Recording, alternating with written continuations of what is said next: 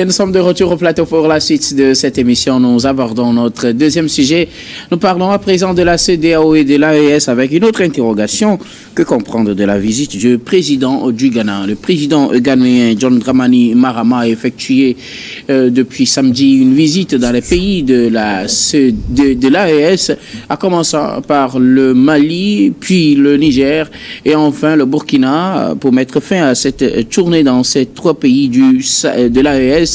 Occasion pour lui de parler des relations entre ces pays individuellement et le Ghana, mais aussi de parler de la CEDEAO, de la communauté, d'ailleurs d'appeler la communauté à revoir certaines de ses positions. Que fait réellement le président ghanéen? Est-il en train de repositionner son pays ou est-il en train de défendre un retour de ces pays dans la CEDEAO? C'est la grande question qu'on se pose au regard des conclusions ou des annonces faites lors des différentes conférences de presse conjointes au cours de ces voyages. Nous en parlons avec nos invités. Je commence par vous, Credo Tété. Vous suivez l'actualité dans la CEDEAO. Vous avez suivi également ces déplacements du président ghanéen. Que cherche-t-il à faire réellement? Repositionner son pays et profiter de la situation, c'est-à-dire du retrait de ces pays de la CEDEAO, ou carrément les appeler à revenir dans la CEDEAO? Non, mais je crois que c'est une position assez ambiguë aujourd'hui des actions du président ghanéen, parce qu'au début, tout le monde nous avait cru qu'il va comme un pèlerin qui a tous les outils pour aller convaincre les États de l'AES d'un possible retour au sein de la communauté ouest-africaine. Mais lorsque nous l'avons suivi dans une de ses déclarations, il parle de la nécessité d'une reconnaissance de l'AES par la CEDEAO.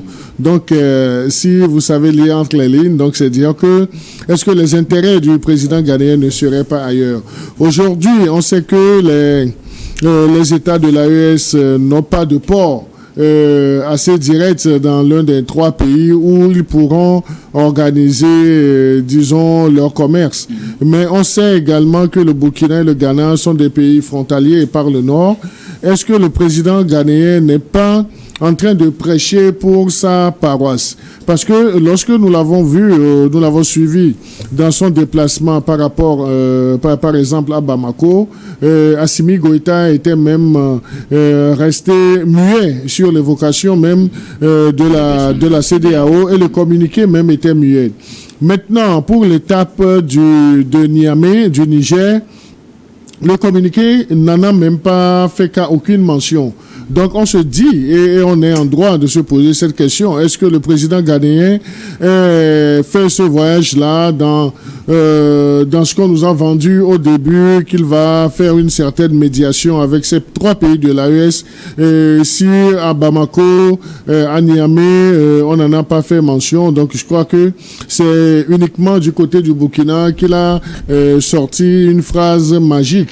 Donc une phrase magique qui doit beaucoup plus peser sur la CEDEAO que l'AES, parce que cette nécessité est dirigée vers la CEDEAO de reconnaître l'existence même de l'AES et puis de l'intégrer dans les activités. Donc il y a assez de doutes sur la bonne foi, sur les bonnes actions, mais nous savons que le président ghanéen, lui, il tient toujours à la CEDEAO. Est-ce une façon pour lui de rassurer l'autre partie afin de mieux discuter à l'avenir? La question demeure. Merci beaucoup à vous, Credo. Je reviendrai à vous tout à l'heure. Pour un autre aspect de la question, Pasteur, que fait réellement le président ghanéen? Est-il en train de défendre les intérêts de son pays, le Ghana, ou plutôt ceux de la CEDEAO à travers ce voyage? Il faut d'abord reconnaître que le président ghanéen a réussi une opération de charme, une opération de séduction ces 3 derniers jours. Il a fait beaucoup parler de l'AES, un peu partout sur les médias, que ce soit occidentaux, africains, partout on parle de l'AES. Déjà, c'est la preuve que l'AES existe. Écoutez, l'AES a une... tout le monde sait que l'AES existe. L'AES existe, bel et bien, a une base juridique, décision légale, une base juridique. Parce qu'ils sont sortis légalement. On a attendu 1 an, c'était en janvier dernier. Janvier 2025, que l'AES a été officielle, c'est-à-dire la sortie a été officielle et que l'existence de l'AES a été proclamée. Et donc, l'AES existe bel bel et bien. Moi, je vois qu'en jargon militaire, on dit c'est le terrain qui commande. En jargon militaire, on dit c'est le terrain qui commande. Donc, le président ghanéen, au fait, partait pour aller convaincre, peut-être pour appeler les présidents, les pays de l'AES à rentrer, à retourner à la CEDEAO. Mais le terrain, il était obligé de faire avec le terrain. Parce que le terrain est dur. Le terrain est tellement dur parce que c'est irréversible. Les 3 pays de l'AES ne vont pas retourner à la CEDEAO. Ça, c'était garanti.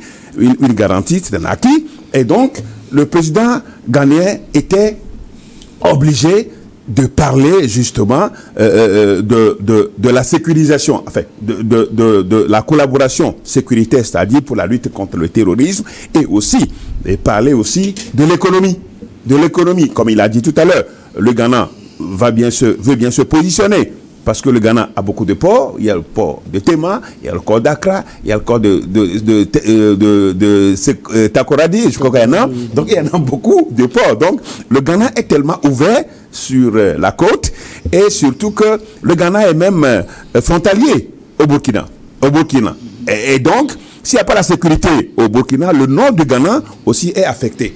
Donc c'est dire que l'AES qui a un drapeau, l'AES qui a un logo, l'AES qui a un passeport, est déjà largement parti. Et on n'a pas besoin de la CEDEAO pour reconnaître l'AES. L'AES existe déjà avec une population près de 72 millions, je crois, presque une centaine presque 100 millions d'habitants. Donc je crois que c'est déjà quelque chose. C'est une organisation sous-régionale déjà. Et donc, on n'a pas besoin de la CEDEAO pour reconnaître l'existence de l'AES. Mais il a jeté, comme on le dit, un pavé. Il a jeté un véritable pavé. Et ses collègues, les dirigeants de la CEDEAO vont se poser beaucoup de questions. Moi, je sais quand même que la CEDEAO, au départ, c'était 16 pays. Il y a la Mauritanie qui est sortie de la CEDEAO depuis. Bon, on n'est jamais allé dire au président, à la Mauritanie de retourner à la CEDEAO.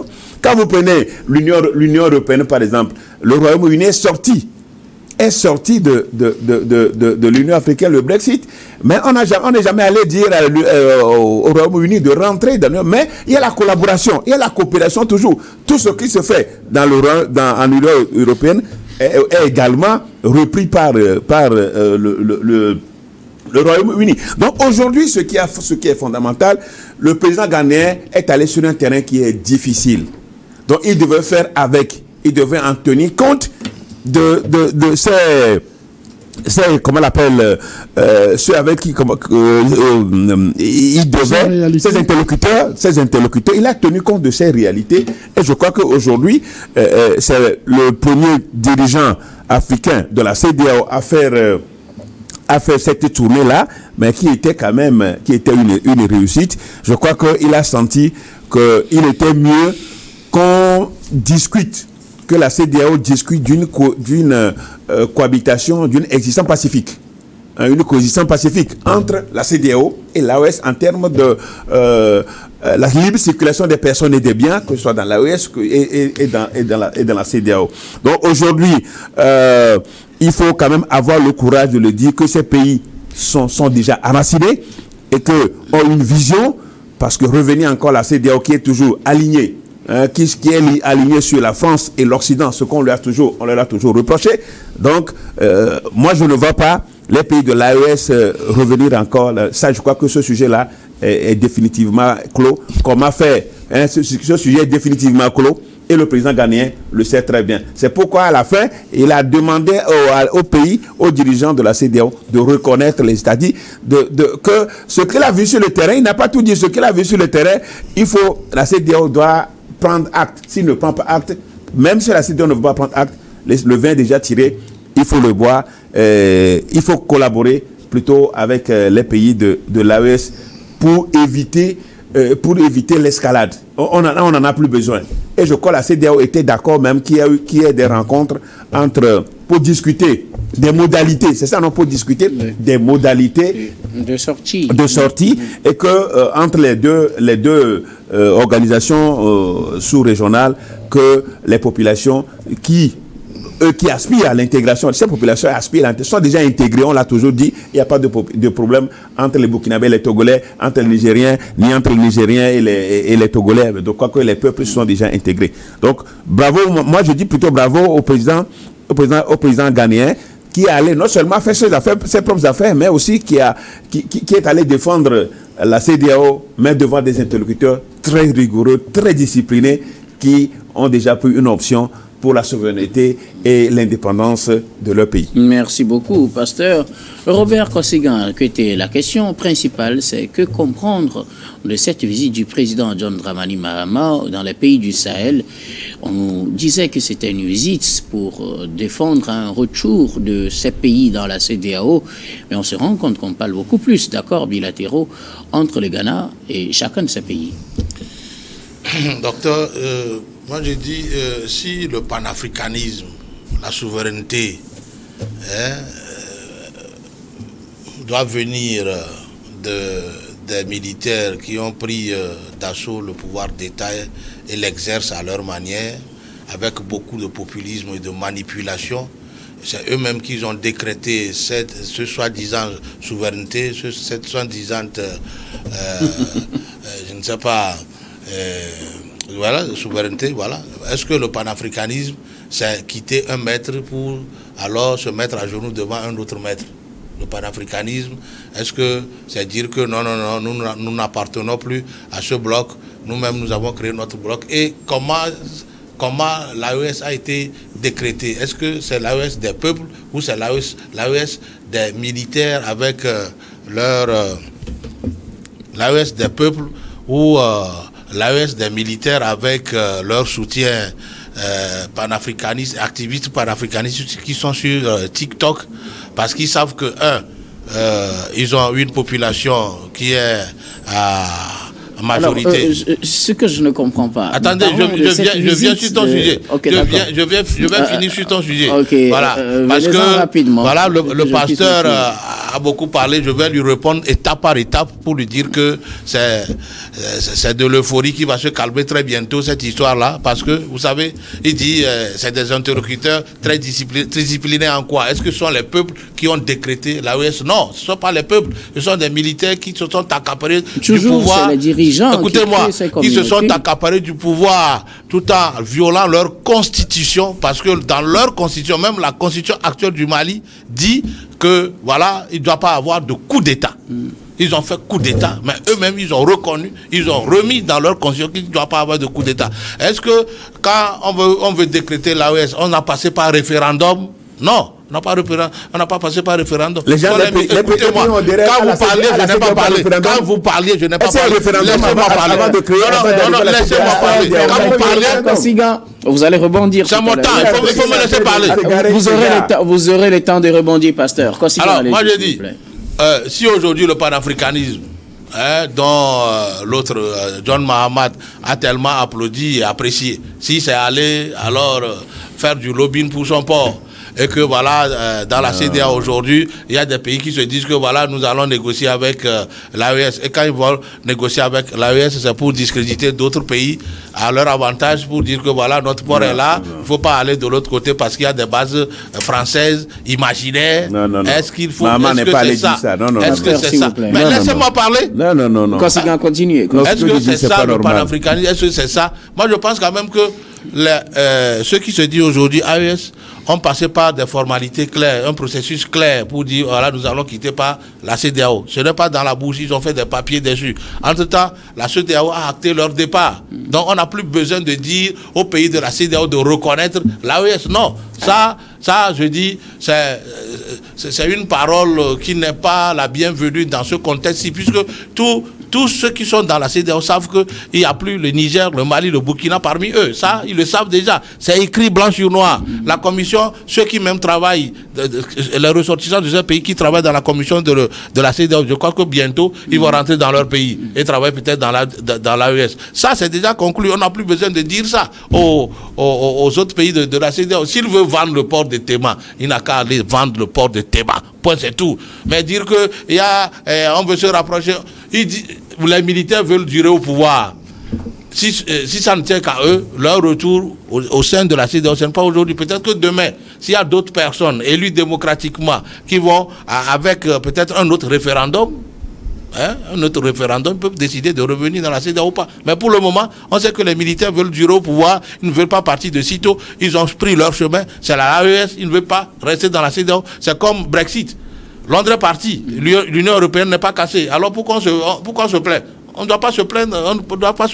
Un Nigérien qui veut venir faire affaire à Lomé ou au Ghana ou au Bénin, il est libre. De même que si un Béninois ou un Togolais veut faire affaire au Sahel, il est libre. Donc moi je pense quand même que, comme le pasteur l'a dit, il a raison, c'est-à-dire que les peuples se sont intégrés, mais le reste, il a raconté que des balivernes qui ne tiennent pas la route. L'AES est décrétée par qui?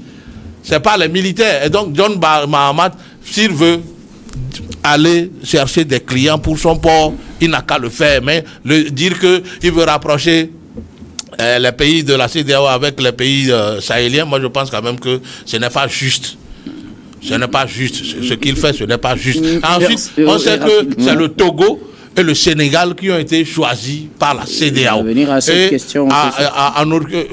ne crois pas qu'en un autre sommet, on a changé le Sénégal et le Togo par le Ghana. Donc, il doit rester calme et chercher des clients pour son port. Merci beaucoup. Vous faites une bonne transition pour la deuxième partie de la question que je voulais aborder. Quand est-ce que... Bon, qu'est-ce qui a changé entre-temps, puisque normalement les pays qui ont été choisis à la conférence des chefs d'État de la CEDEAO pour essayer de rapprocher les deux communautés, finalement ne parlent pas. Le Togo ne dit rien sur la situation depuis que l'annonce officielle du départ a été faite. Le Togo ne s'est pas prononcé, le Sénégal non plus, et c'est le président du Ghana plutôt qui fait une tournée dans ces pays et qui parle au nom de la CEDEAO, du moins qui plaide pour la cause de la CEDEAO. Que faut-il y comprendre? Pasteur, vous vouliez réagir? Si vous réagissez, vous allez profiter répondre à ma question. Vous permettez que je donne la parole d'abord à Christo? Non, mais moi, je crois que l'ancien nouveau président du Ghana, il a prêté serment il y a juste quelques semaines et je crois qu'il n'a pas encore assisté à un sommet des chefs d'État de la CEDEAO pour avoir un mandat assez clair.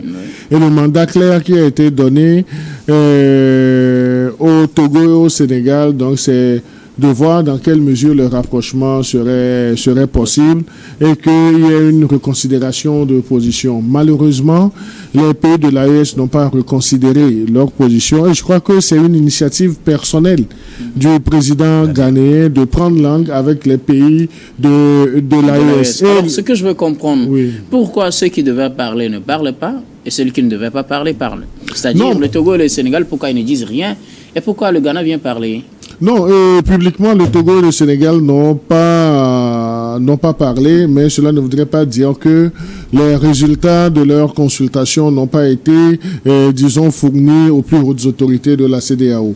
Donc, il va falloir, le dernier sommet des chefs d'État de la CEDEAO, malheureusement, les deux présidents sénégalais et togolais n'y étaient pas. On devrait se poser la question, pourquoi est-ce que ces deux présidents s'étaient fait représenter par leur ministre des Affaires étrangères. Mais le cas qui est très intéressant, il ne faudrait pas qu'on puisse assimiler cette sortie de ce voyage du président ghanéen comme un mandat obtenu auprès de la CEDEAO. Mais cela ne voudrait pas non plus dire que en tant que président d'un pays de l'espace CEDEAO qui n'a pas la latitude de faire des médiations pour aboutir à ça. Mais comme je le disais dans mon premier développement, il a clairement dit à Ouagadougou qu'il y a cette nécessité d'une reconnaissance de l'AES par la CEDEAO. Pour donc là, la demande ou bien l'appel n'en vaut pas la peine. Non, mais moi je ne parle pas uniquement de cette reconnaissance politique, mais de... C'est profond. C'est profond en ce sens que ça touche beaucoup de domaines. Ça touche le commerce, les coopérations bilatérales, les mouvements, les libres mouvements, libre circulation des personnes et des biens. Mais il faut également nuancer que ces voyages du président ghanéen viseraient beaucoup plus le renforcement de la coopération bilatérale entre le Ghana et les pays de l'AES et non un rapprochement certain avec la CEDEAO. Donc en conclusion, pour vous, c'est plutôt un voyage pour le Ghana, plus pour le Ghana que pour la CEDEAO. C'est ce que je pense. Merci beaucoup à vous, Credo. Alors, pasteur, je me demandais pourquoi ceux qui devraient parler, c'est-à-dire le Togo et le Sénégal, officiellement, Credo disait qu'ils auraient envoyé des rapports aux plus hautes autorités. Et attendre peut-être... pourquoi ne disent-ils rien et pourquoi le nouveau président ghanéen prend-il les devants de la situation et aurait-il constaté que les mandatés ont échoué dans leur mission? Ceux qui ont été mandatés par la CEDEAO auraient naturellement envoyé le rapport pour que les dirigeants, pour que la conférence des chefs d'État peut-être en délibère. Je n'en sais pas trop.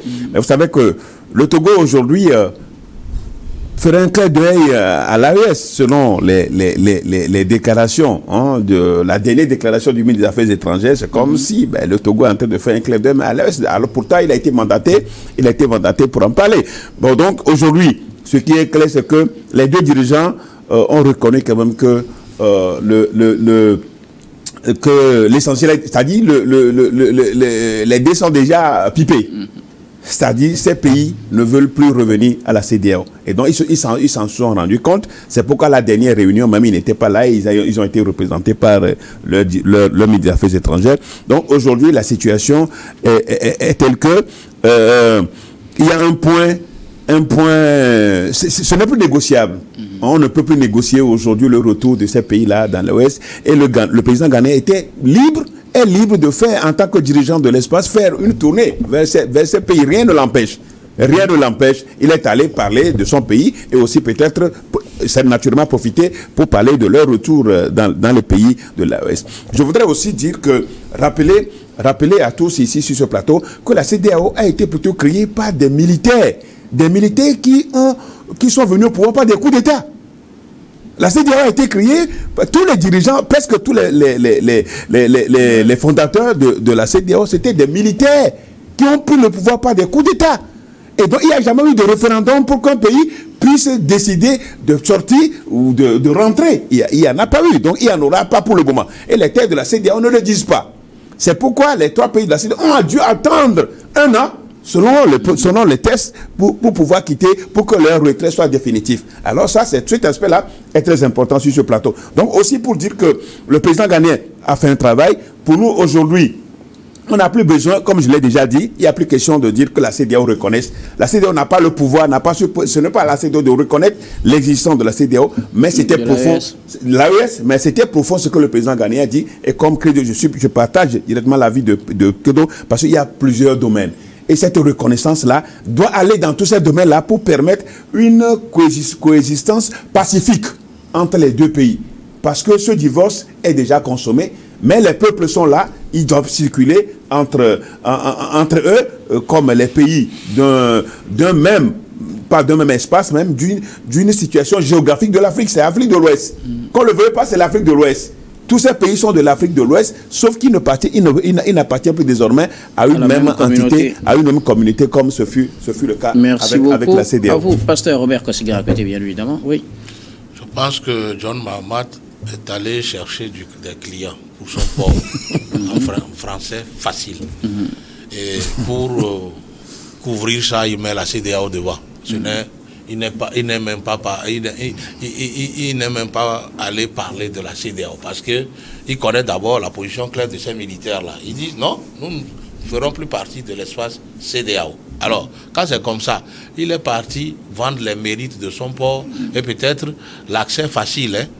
L'accès facile, parce qu'on sait que le Ghana, quelque part, est ouvert sur le Burkina Faso. Donc, moi, j'ai dit... Est frontalier avec le Burkina Faso. Donc, il est allé vendre les mérites de ces ports, le port d'Accra et le port de Tema, pour que voilà tout ce qui se fait aujourd'hui à Lomé puisse être décentralisé, que lui aussi il ait une belle part du marché. Point, c'est tout.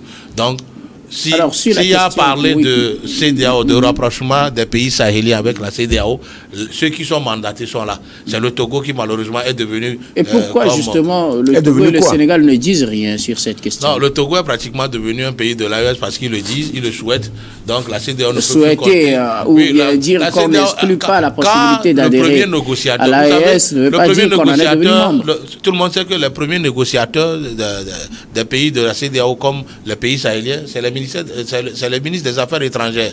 Et quand notre ministre des Affaires étrangères dit que le Togo est partant... Non, il dit qu'il n'exclut pas la possibilité. Maintenant, il dit que la responsabilité revenait à notre président, à notre cher président. Moi, je pense quand même que la CEDEAO ne peut plus trop compter sur nous parce qu'on est plus attiré de l'autre côté que la CEDEAO. Si moi, nous sommes peut-être intéressés d'intégrer le bloc et donc nous, c'est peut-être le Sénégal qui va jouer le rôle, mais toujours est-il que je ne vois pas en quoi les Sahéliens sont aujourd'hui gênés dans leurs transactions avec les autres pays. Je ne sais pas. S'il y en a des goulots d'étranglement, ça je ne sais pas. Seulement, c'est aux côtés de la collaboration militaire sur nos frontières. C'est là où ça ne marche pas encore et qu'il faut trouver des solutions. Voilà, nos frontières, surtout du côté du Bénin, du Togo, du Ghana, ils n'ont pas la possibilité de rentrer dans les pays sahéliens pour alors combattre les terroristes. C'est ça le grand problème. Et il ne faut pas ignorer, il ne faut pas ignorer que le président ghanéen a parlé de la lutte contre le terrorisme. Bien sûr. Et cet aspect-là est très important. Le Ghana a une armée solide. Et si l'armée ghanéenne rentre dans la lutte contre le terrorisme, je pense qu'ensemble avec les pays sahéliens, parce que le terrorisme, ce n'est pas seulement les pays sahéliens qui doivent accepter qu'on combatte Je crois que le moment est plutôt venu. C'est eux qui n'acceptent pas, les pays de la Merci beaucoup. Merci Robert Kossigna. Vous voulez ajouter un mot rapidement? Non, mais moi, je voudrais juste attirer notre attention sur un détail qui est très important, c'est le dispositif protocolaire dans les 3 palais de l'AES visités par le président ghanéen. Donc le président ghanéen, derrière lui, c'est le seul drapeau du Ghana, mais derrière, que ça soit Assimi Goïta, Ibrahim Traoré ou Tiani, il y avait le drapeau de l'AES plus le drapeau du pays. Donc ce sont des détails qui doivent très importants. Comme pas pour dire qu'il vient au nom du Ghana et non au nom de la CEDEAO. Merci beaucoup à vous tous pour vos contributions. Merci, nous allons marquer la pause pour le journal, puis on reviendra tout à l'heure pour la suite de cette émission.